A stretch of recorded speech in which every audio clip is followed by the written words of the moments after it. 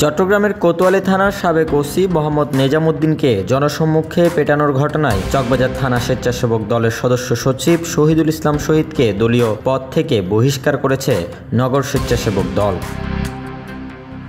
দলীয় শৃঙ্খলা ভঙ্গে মঙ্গলবার কেন্দ্র থেকে সিদ্ধান্ত এসেছে বলে মুঠোফোনে জানিয়েছেন নগর স্বেচ্ছাসেবক দলের সাধারণ সম্পাদক বেলায়েত হোসেন বুলু। আমাদের ধরেন এটা দলীয় সিদ্ধান্ত, আমাদের সর্বোচ্চ মহল থেকে সিদ্ধান্ত। বিএনপি শুধু স্বেচ্ছাসেবক দল নয়, দলের যে কোনো নেতা কর্মী কোনো অবৈধ কাজে বা অবৈধ চাঁদাবাজি বলেন, অবৈধ টেন্ডারবাজি বলেন বা অন্য কোনো অবৈধ কাজে বা আমাদের দলের ক্ষতি হয় এমন কোনো কাজে বা দেশের ক্ষতি এমন কোনো কাজ যদি সম্পৃক্ত থাকে তাকে কি দল থেকে বহিষ্কার করা, এটা আমাদের সর্বোচ্চ মহলের সিদ্ধান্ত।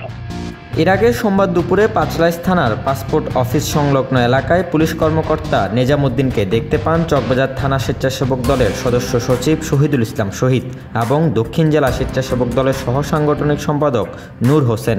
এ সময় সাথে আরও কয়েকজন নেতাকর্মী ছিলেন। এক পর্যায়ে নেজামের কলার ধরে টেনে হিচড়ে পরনের শার্ট ছিঁড়ে ফেলে বিক্ষুব্ধরা করা হয় মারধরও। পরে খবর পেয়ে পাঁচলাইশ থানা পুলিশ হেফাজতে নেয় নেজামুদ্দিনকে।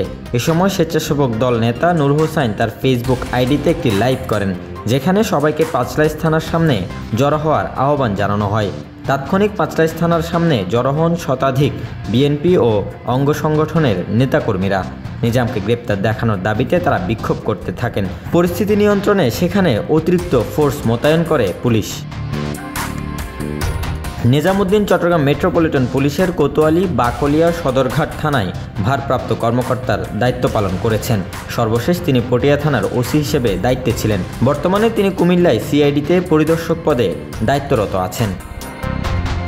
Desk report, news now 24।